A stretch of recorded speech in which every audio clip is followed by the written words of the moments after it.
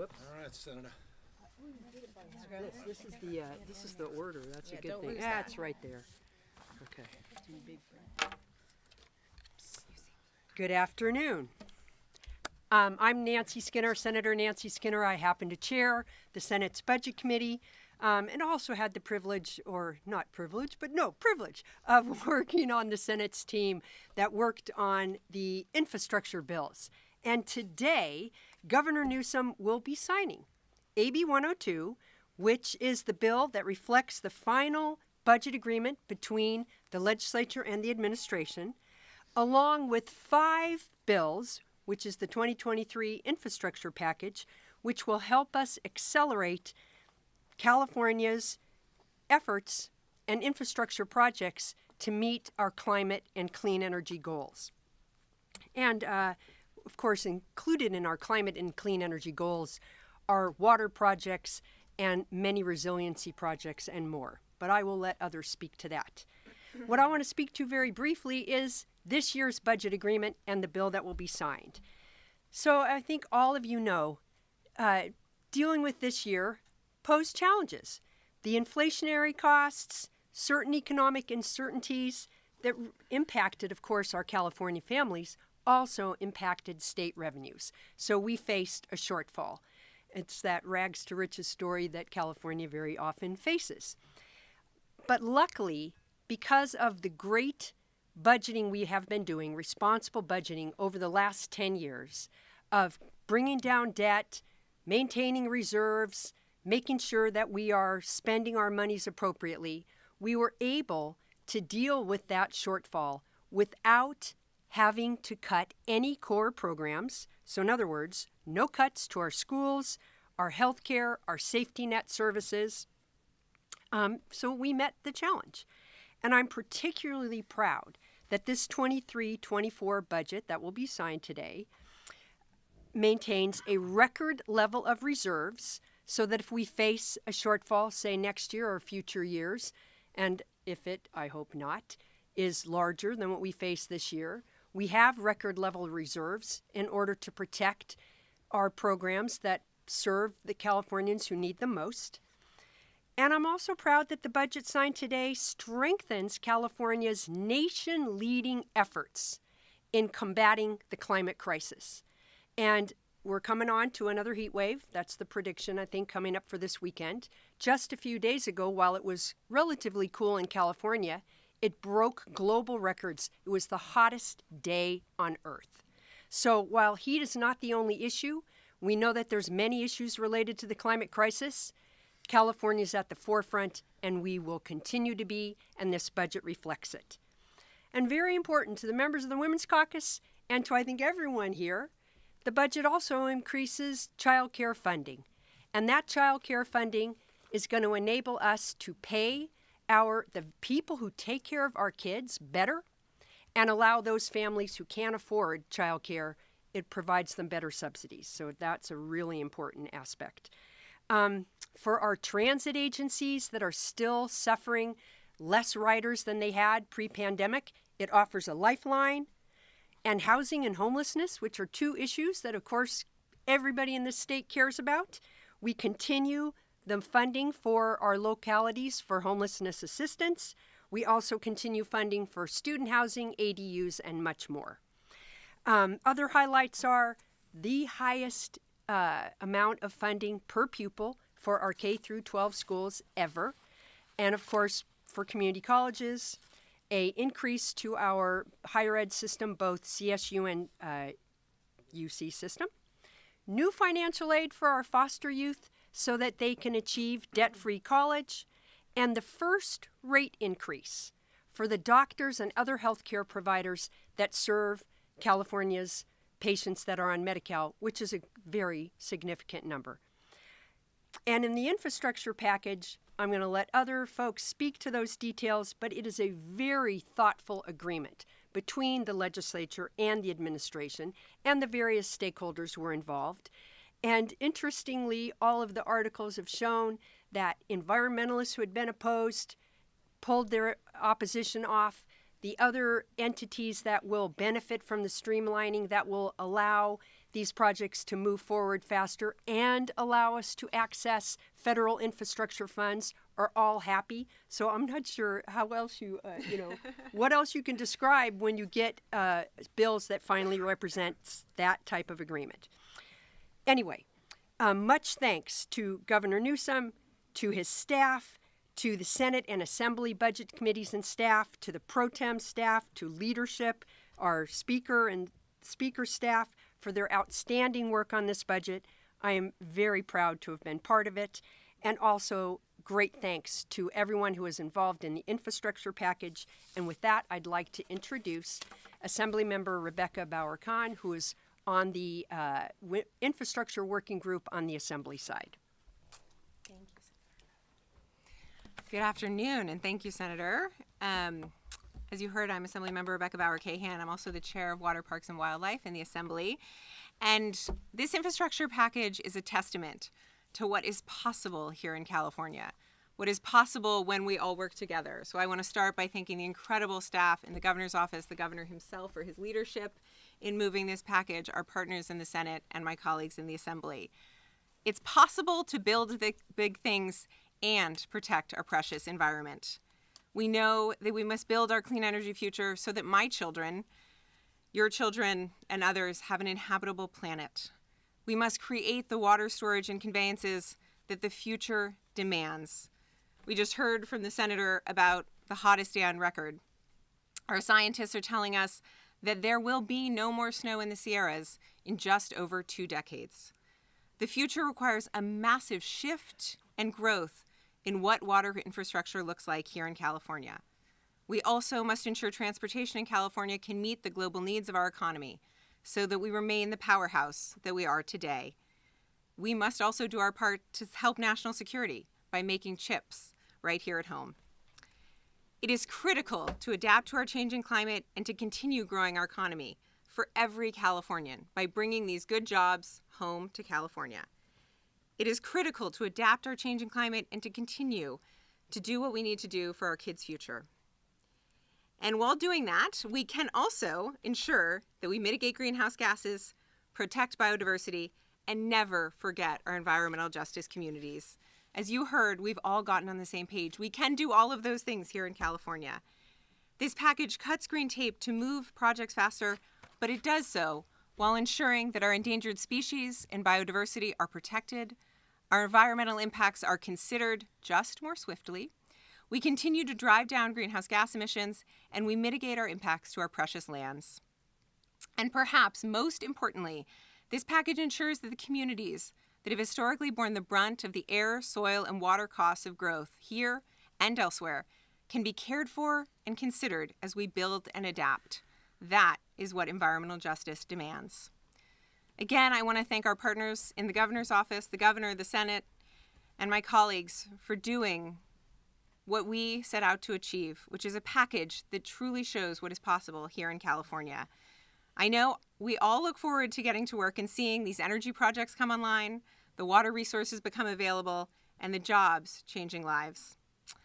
And with that, I want to turn it over to our speaker, a leader who more than anyone else fights every day for the vulnerable communities who were not forgotten in these negotiations. Speaker Ruiz's leadership takes us across the finish line as we pass this with the support of the caucus and ensures that we're unified in our efforts to bring the Californian dream home for everyone. Speaker? And it's great to be here. I appreciate the kind words and appreciate the comments by Senator Skinner and by my Assembly colleague. There'll be some repetition, but repetition is good, so hopefully you all focus on those areas of the budget that matter most to all Californians. But also want to recognize Phil Ting. I know the unique nature of our transition on June 30th, but every week Phil and I were meeting, and he was updating me on all parts of this budget and all parts of our negotiations. So thank you, Assemblymember Ting. And Mr. Governor, as always, we always appreciate your leadership. And I want to thank our colleagues, many of them here on this stage, who took part in this and who worked, day in and day out to achieve this moment, to ensure that we delivered a responsible and equitable budget.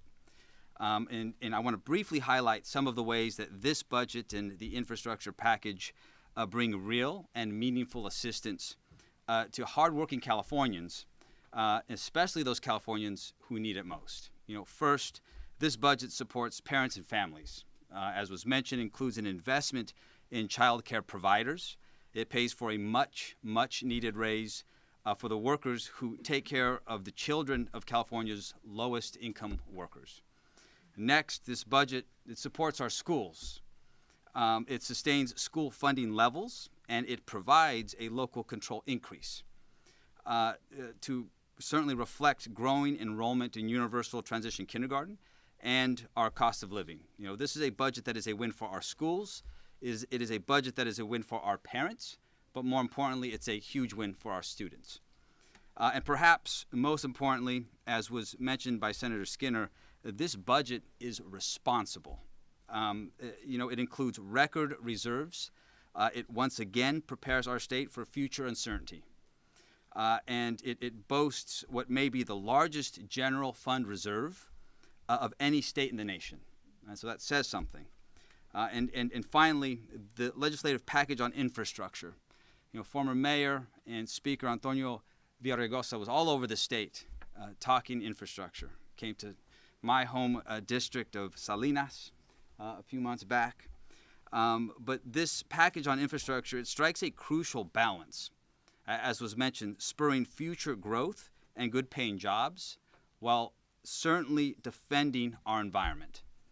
And again, I cannot extend enough gratitude to our governor for his leadership.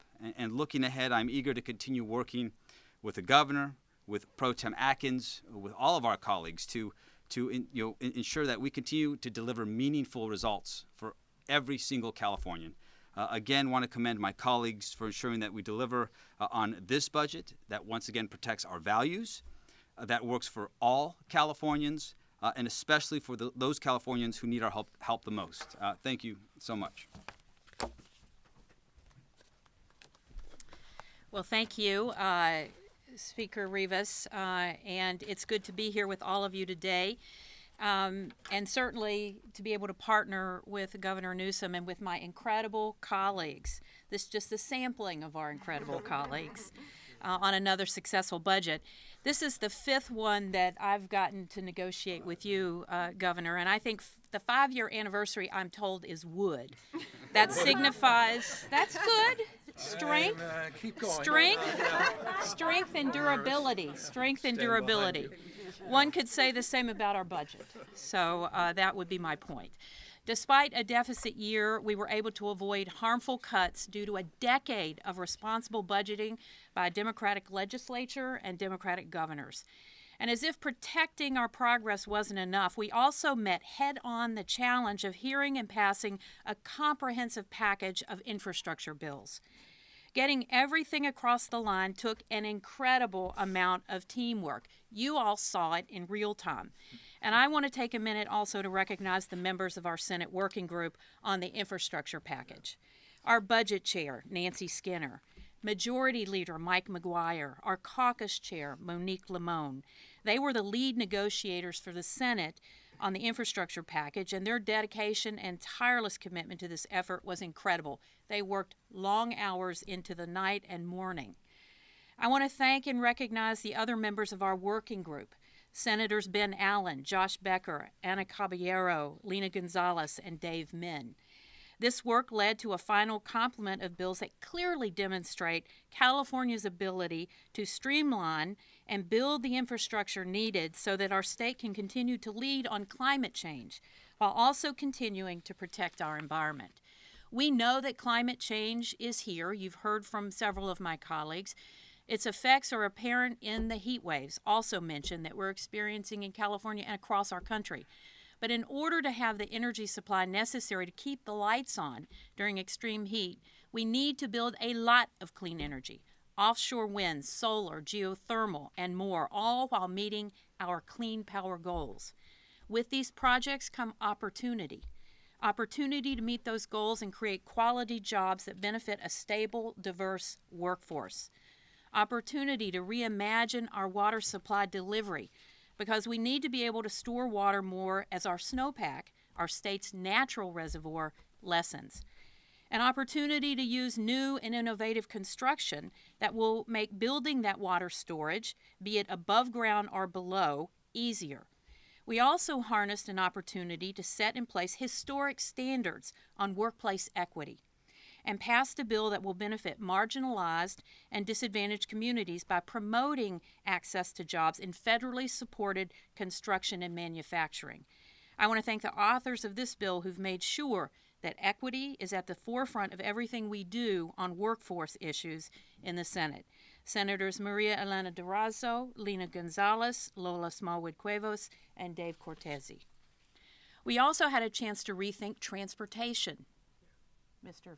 Former Speaker, Mr. Mayor, which is desperately needed considering that California's transportation sector still accounts for roughly 50% of our greenhouse gas emissions. These bills allow for streamlining on efficient transportation projects, including privately financed project that puts a high-speed rail trip from Southern California to Las Vegas in sight. Thank you, Senator Newman, for your leadership on this. And underlying all these projects is how we look out for our endangered species, which is why we made sure that understandable mitigation measures for projects are in place and our species are protected. Thank you, Senator Ashby, for your commendable work on this effort. Together, this package maintains California's values on the environment and climate preparedness, while at the same time building for our future and creating a place where working families can access quality jobs. I am grateful to my Senate colleagues for their collaborative spirit and their fierce commitment. I noticed two more of our budget folks here, Senator Laird and Senator Menjivar. It's a full house with a lot of work that we accomplished. I am grateful to the Speaker and to my Assembly colleagues, as well as to our Governor. This was an opportunity to build our state's strength and durability, and we did exactly that. And now it's really my pleasure to turn it over to the master architect of the budget and the infrastructure package, our Governor, Gavin Newsom. Thank you. Thank you. Thank you, Matt. Can we give all the speakers a round of applause? There was awkward silence in between each and every presentation. Thank you, Madam Pro Tem, Mr. Speaker, Assemblywoman, and of course, Madam Chair. Thank you to all of the leaders.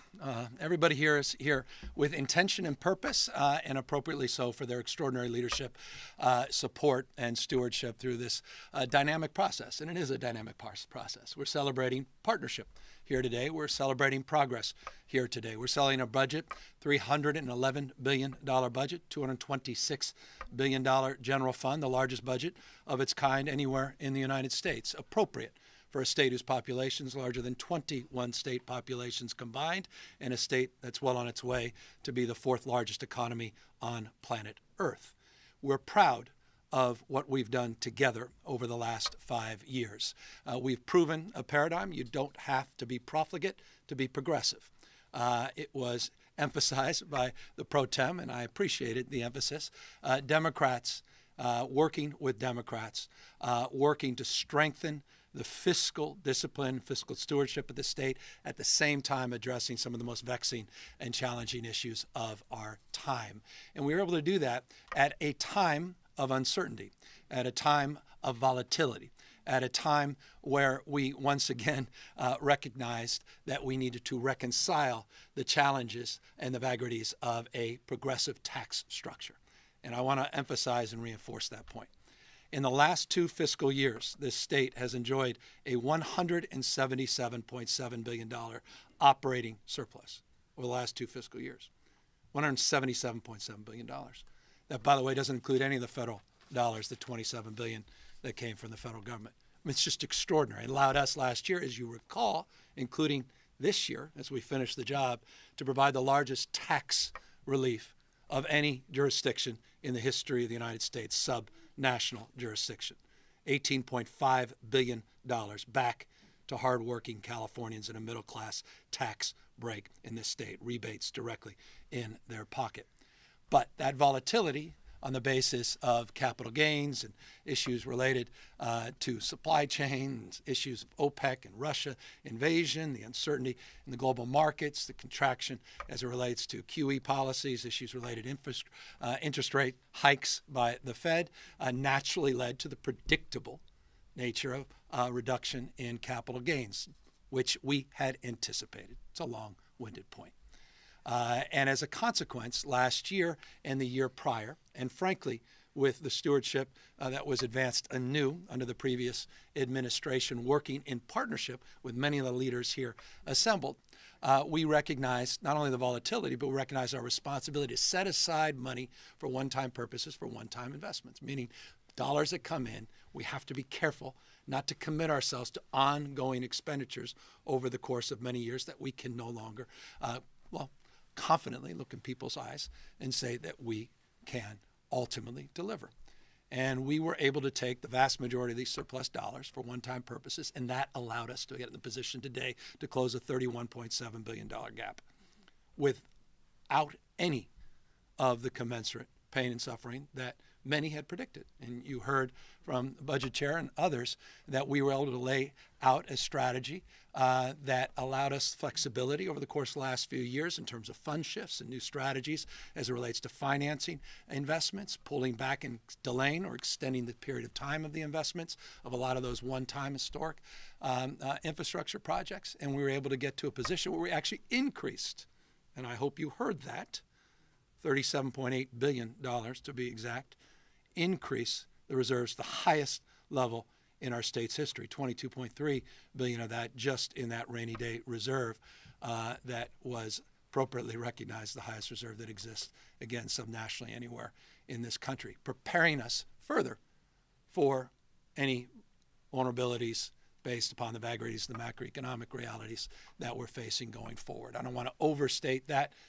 Those reserves we want to continue to see grow, but $38 billion is not an insignificant set aside. Not $1 was taken from the reserves to balance the budget. And so I just want to extend, forgive the long-windedness, deep respect and appreciation for the stewardship of everyone here. Prior to when I got here, I extended through these last 5 years, and with all the confidence in the leaders, including the remarkable remarks of our new speaker when he was sworn in a week or so ago, and of course reinforced here today, my confidence moving forward that we've developed a new paradigm and a model as it relates to budgeting in this state. Final words, because they're important to highlight, and I heard them highlighted by all of the four prior speakers, and I'm very grateful for the support and the advocacy and the leadership on infrastructure and project delivery.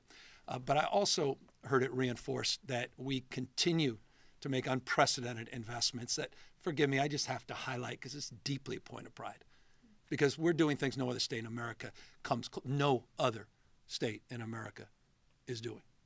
No one's investing $4 billion in after school and summer school. No other state in America is doing that. No other state is putting $4+ billion into developing partnerships, public-public partnerships, not just public-private partnerships with our community schools expansion. No other state's doing what we're doing, thank you, on school meals, universal school meals. No other state is doing, and it was appropriate to highlight the investments in child care, not just high propensity, meaning increasing the number of slots, 200,000, which is our long-term goal, but the quality component that was deeply and advanced in this budget here today. Again, not just access, it's quality access.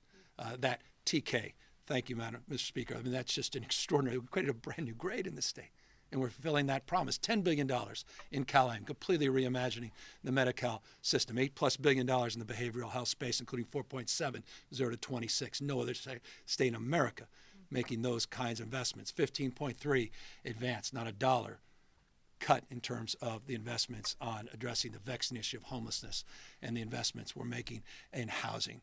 But all that means little if we can't deliver. And that's the last point. Forgive me, long-windedness, and it explains why former Speaker Antonio Villaraigosa is here as well. It's a recognition, and I appreciate, Mr. Speaker, your recognition of the former Speaker's leadership in this space.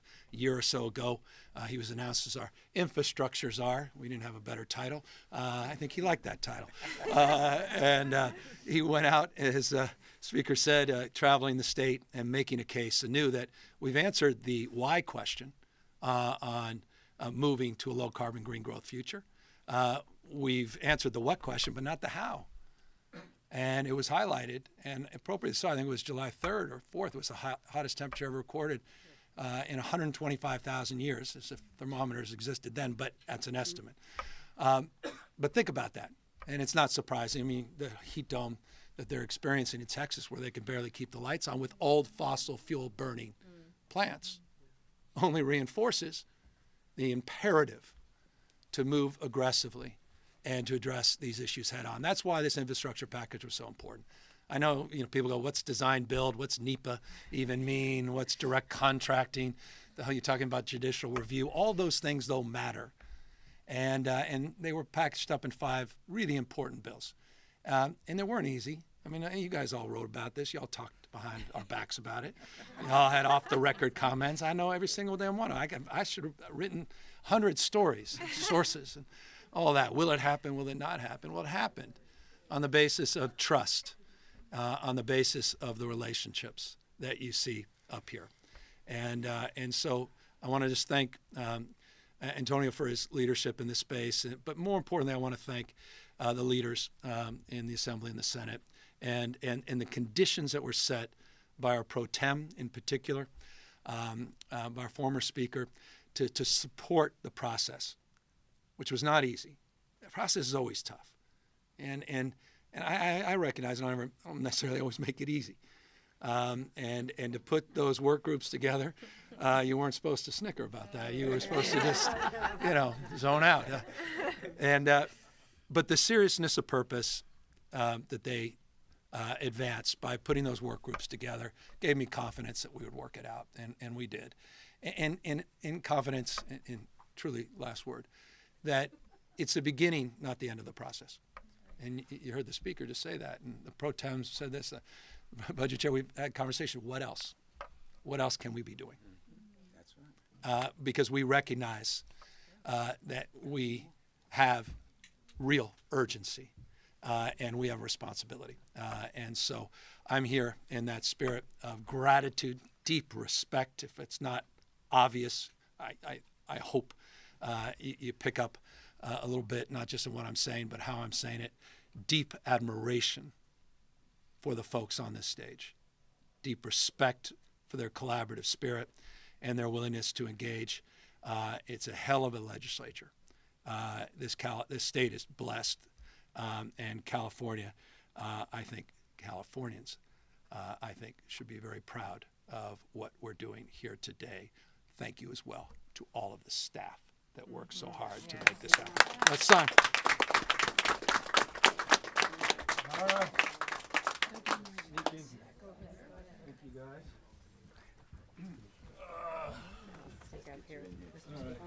Mr. Ting reminded me these are the actual bills. There's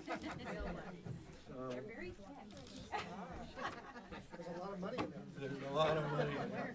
Right. There's one typo, however. All right, so let's see what we got here. So these are the, this is the budget. Let's sign the budget first. All right, let's do one of those fake photos. Yeah, get rid of the rubber guy. All right, now let's get this done for real. All right, that's one. Where's our chair? Where's our budget chair? All right, here's a subcomponent. We won't bore you with the nomenclature around all this. I don't know if Phil wants. Phil, get over here. Yeah, thank you. And then there's the backup. I'll just take that. You don't need to see that. And here are the 5 infrastructure bills, 11 to 10, and all rolled up into 5 important bills. I'll just hand these out after I get them done.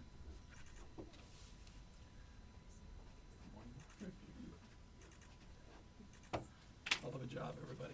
Let me pass these out. Do a quick photo. Yeah, you guys get your bills.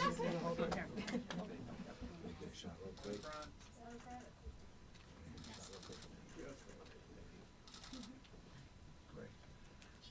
Thank you all. With that, pro-temping speaker here to answer any questions. All right, but this is the, this is Grab it.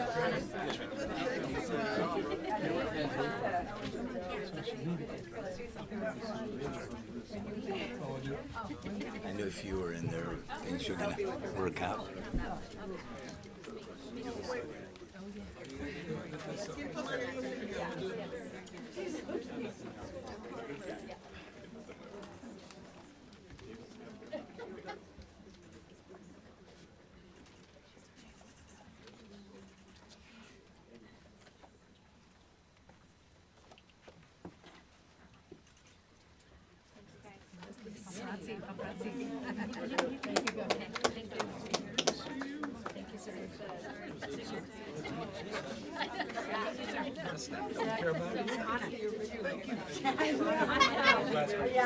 she's grabbing the cup off.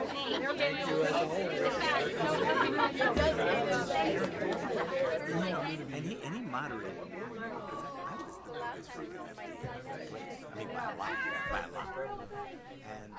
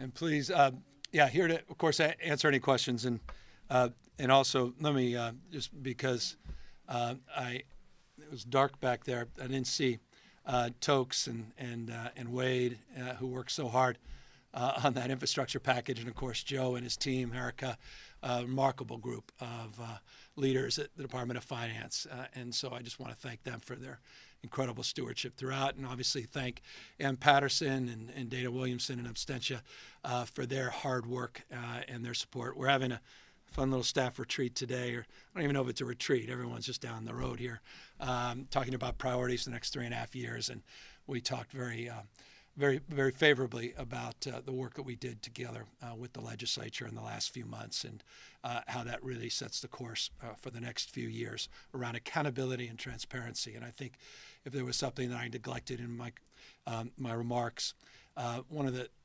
principles of the work we did with the legislature this year is driving more accountability at the local level. We did it with the transit package, where we added $3.2 billion to that $5.1 billion overall budget.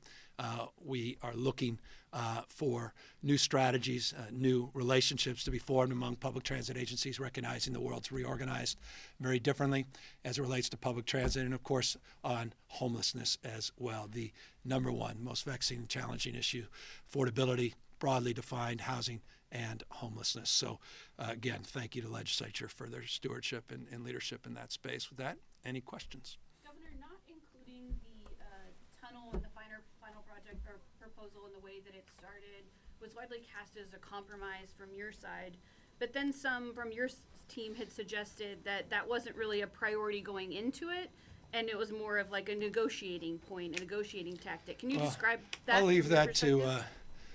books, and I'll leave that to unsourced gossip. I'm completely committed to this project, if you're referring to the Delta specifically.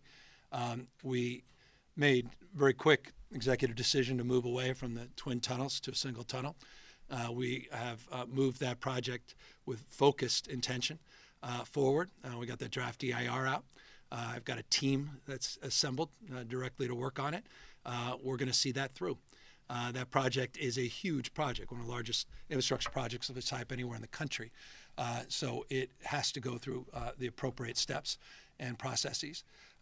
But that commitment is firm. As it relates to the broader package, let me just say this, and I will say this as openly and candidly as I possibly can. If you told me with those 11 bills that we can land the plane on 10 of them when we started, I would have been rather overwhelmed.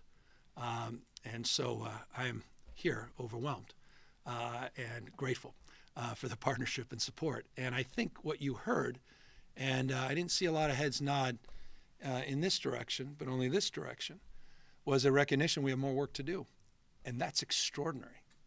And that's the spirit, that's the momentum that I want to take from the work we just did and the bills I just signed, because to have that collective recognition and wisdom gives me real confidence in the next few months and years what we could do together.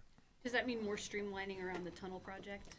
I'm committed to that project, deeply committed, not interested to that project. But we'll look across the spectrum. Time value of money, ability to draw down federal funds, $28 billion we identified just in the Infrastructure Act, issues related to the IRA, federal dollars, and that's that package, and of course the CHIPS and Science Act, $28 billion at risk if California is not more competitive. We heard that directly from Secretary Energy and others. Jennifer Granholm she didn't mince words. She was out here at the Silicon Valley Leadership Group saying California needs to be more competitive in delivering these projects across the spectrum. And if we're going to get the kind of support we need from the federal government, if we're going to compete against 50 states or in a 50-state environment against 49 other states, we're going to have to move fast, but with our values not vandalized, with our values front and center. And so I look forward to working across the spectrum in other areas. Housing, we have more work to do in that space, obviously, and on many of these large infrastructure projects. Governor, I saw some environmental groups have appealed the federal regulator's decision to go along with you on the Diablo Canyon extension to keep it up and running for another 5 years. This is a two-part question. One, your response to the attempt to appeal that decision, and two, does this streamlining attempt to maybe speed up that timeline that you had set for Diablo? Well, I share the goal. Well, I share two goals. I'm not sure it's shared with everybody. That's to keep the lights on. It's often forgotten, that fundamental responsibility. There's a deeper accountability. It's not an intellectual exercise for me. The last 2 years have been challenging in that respect. But I also share the twin goal of shutting that plant down. The only way you can shut it down is to make sure we have reliable, safe, and competitively priced alternatives. And that means we got to move to build those projects. And we've got to remove some hurdles. And so I know there's a purity of thinking that we can live without that, and we can live with rules and regulations that require 9 years of processes and deliver the reliability that people of state deserve. And I just don't see that from the prism of where I'm operating from. But we ultimately share that goal. Does nuclear power at all have any role? Well, I'm not ideologically. A lot of people are. I'm not ideologically opposed. That's 9% of our base load in the state of California. It's not insignificant. It's one of the safest plants. Been operating a level of excellence that's unique in this country. Mindful of the importance of maintaining that status. Not naive about that. There's a lot of humility as it relates to nuclear. There should be. I'm also very mindful of the new technologies in this space that are coming. And I'm also mindful that the rest of the world is not as advanced on the clean energy side as we are in the United States, particularly here subnationally in California. California is a leader in the green energy space, and for us, our future, I see a different future, but it does not neglect or negate, I think, the consideration of an all of the above as it relates to other jurisdictions considering nuclear in that respect. Governor, kind of on that topic, lawmakers have been critical of you kind of shoehorning environmental bills into this budget, into this Diablo bill, into the end of session last year. Can you talk about that strategy? Do you feel like you couldn't get it through if it wasn't more expedited? Well, it's time to decision. These things are now in effect. I mean, I said it to staff. What did it's almost become a mantra. They're all smiling now. I said, I don't have that many summers left as a governor. It's a moment in time. Former speaker can attest to that. It goes like that. And I don't want to dream of regretting. Coulda, woulda, shoulda. I feel a deep sense of urgency. I don't want to just come up here and lament about, extreme heat, extreme droughts, extreme weather. I want to actually deliver, not just on goals and ambition, but on projects. And so I'm in a different mindset. There's sort of hard-headed pragmatism. Let's get moving. Let's not just talk about the way the world should be. We got to do the hard work. It's the next phase. And so I'm deeply mindful of that. And, we saw that last year. We did a bunch of incredible work together, the legislature on the climate space, and extended our ambition. And it was critical that we do what we did this year in terms of extending our capacity to deliver on that. And I think you saw that reflectedly. People are at the end of the process. We feel very good about it. But it's process. And, some people are more interested in process. I think we're here celebrating results today. What do you say to those who say that process lacks transparency, though, and a lack of opportunity to engage more fully? I mean, engagement and transparency. There was well exampled. It's been well exampled here. We haven't removed any of that. We have some of the most stringent transparency rules and requirements of any jurisdiction in America. 72-hour rules as it relates to bills and amendments. We've sort of led in that space. None of that was fundamentally changed. Governor, you've consistently, over the course of your governorship, expanded paid leave, paid family leave, and paid sick leave. Are you supportive of legislative efforts that are moving right now to expand California's paid family leave program to include chosen family and to increase the number of sick days from 3 to 7? Yeah, I want to do more in this space. I've been very vocal about that, and I appreciate the frame of your question, recognizing the work we were able to do incrementally. But it's the art of what's possible with all the other considerations at hand. So broadly speaking, of course, I'm supportive of that specific bill. Those bills, I'm going to be stubborn as it relates to not leaning in on I think the 1,000 or so bills that are remaining. But it comes at a price, and it comes with consideration and cost, politically and otherwise, in terms of just balancing everything out. We were able to do a lot. I've said this 1,000 times. You can't do everything, but you can do anything. And so this year was top priority of the Women's Caucus. You heard Senator Skinner wisely and appropriately highlight their leadership as it relates to child care workers and raising wages. And so we continue to do more for families. We have a parents' agenda that I'll put up against any other in the United States. And paid sick leave is certainly part of that. And we look forward to doing more in the future. We just have to sort of balance those priorities against others in the short term. And when those bills land on my desk, we'll take those considerations very closely to heart. And then just one other thing on a different note. You spoke today. You really were emphasizing sort of the volatility of the state budget or state tax revenues over the past few years. I remember speaking with you on the campaign trail 5 years ago about how you had a goal to sort of rethink and revisit the tax system. Is that something that's Senator Hertzberg and I didn't go anywhere. Then we continue to work on it and tweak it. Back to the art of what's possible, what's doable and what is more challenging. I think the challenge there, let's just be candid, is the public is not there. And it's years and years. You saw that. I mean, I could give you the data on that rather overwhelmingly against some fundamental changes. But I do think we need to be considerate. Although it's not just the volatility, and the volatility is your friend. In the last few years, it's been our friend because we've been able to make unprecedented investments, including $52 billion that was preserved in our climate package as an example, a proof point. And when you could stack away those dollars, as we were able to do in the last many years, in reserves, again, volatility is your friend. But you saw just, modest little cold you get as it relates to interest rates and the volatility, how we catch the flu in terms of just how quickly those revenues can decline. So, I think some consideration. I'm not sure in my 3.5 years, how much I can contribute to that, except a lot of ideas that are very sound and I think quite learned, meaning the work that Senator Hertzberg did in this space has been well researched and well considered. California Forward, many other groups, McGruin Institute leading the charge in that space. A lot of other bipartisan groups have made recommendations. We've compared and contrasted what other states are doing on service taxes versus income taxes and what's included, what's not included. A lot of those have been considered, including on the property tax side, as there was an effort by initiative a few years ago to reform that. So this is a very important top subject area, and it also matters in this respect. Excuse the long-windedness, but it's important. One of the most significant impacts to California's tax structure was a tax increase by the Trump administration, by Congressman McCarthy. The Speaker McCarthy and President Trump supported a tax increase on the state of California, many other states, as it relates to the SALT deduction. That had a big impact. That had an impact on some people, impacted their decisions on where to reside or how many months to stay in the state of California. That comes up in 2025. It sunsets. All of those things need to be considered in relationship to any tax conversation in California.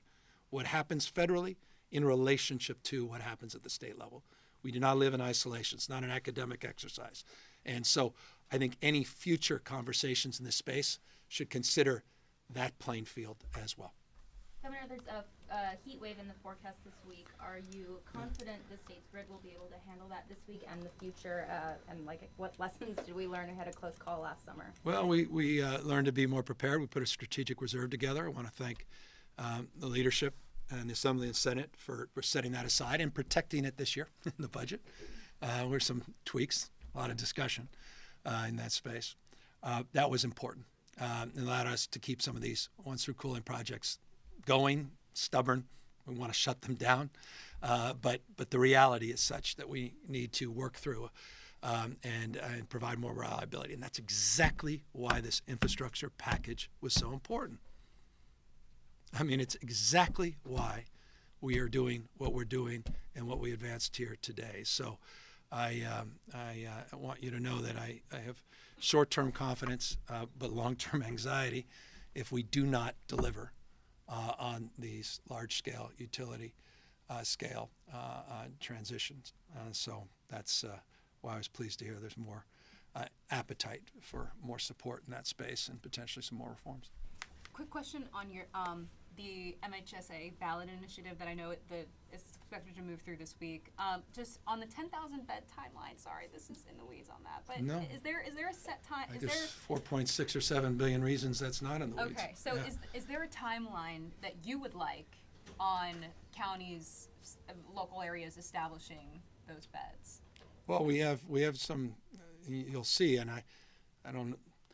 There's a hearing this week, I think.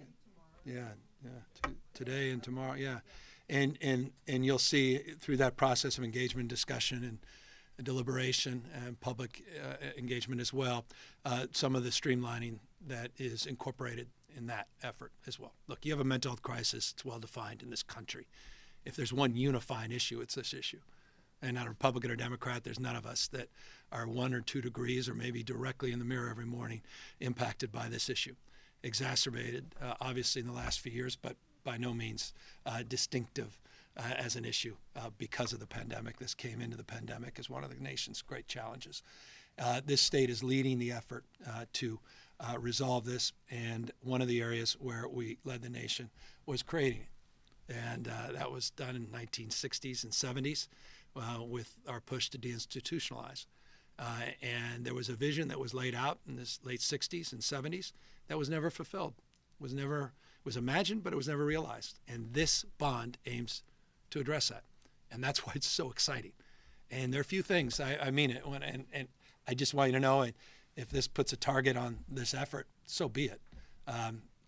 Bring that on. For years, we've been preparing for this. This is one of the most exciting and significant things we can be doing. And I'm inspired by the work that Dr. Galley and his team have been doing on CalAIM and the integration, whole person care framework, and changing the payment structures and incentives. I was inspired by the work the legislature did on Care Court. I was inspired by the work we did together on the $4.7 billion for 0 to 26 mental health, and the 44,000 counselors we identified in the workforce, and the money we put out over $1 billion just 2 weeks ago on workforce training for healthcare workers. But we have more work to do on beds. And that's what this bond promises and promotes, and doing it with time matter of urgency, meaning expediting the development of these new projects and rehabilitation projects, regional projects, localized, scattered home projects, a very diverse portfolio of considerations. Governor, how do you respond to criticism about how Always negatively. I'm sorry. Forgive me. how do you respond to criticism about how part of your budget plan essentially delaying access to state police certification documents? For state certification documents? Police certification. Oh, is this the post issue? Yes. Oh, well, post was never supposed to be in that business. I don't think we even had one staff person to do it. It was a redundant process. So I'm not aware of that critique. I was just aware of the reform as it relates to the work we did with the legislature in that space. Mr. Governor, quickly, just on the infrastructure one more thing. I know when I was with you and the mayor of Villaraigosa and Patterson, you had expressed, I know, frustration about just how long some of these projects were taking. I think that one's 9+ years. 9 years. Sorry, forgive me. I'm still frustrated. I'm not over it. And that's exactly what I want to ask you. Just 270 days, to the extent possible, that some of these projects will be held up in court for those environmental reviews. Are you able to just talk about the hope about speeding them up? Look, 6 months ago, as I said, 6 months ago, we expressed ambition and we expressed urgency. And there was a sense that we can work together with our building construction trade partners, work with some key environmental leaders that were willing to put their reputations out front, and others that were very constructive behind the scenes. And then that was renewed, that confidence, when we sat down with the budget chairs and we sat down with the leadership that gave us that space and reinforced that there was a pathway.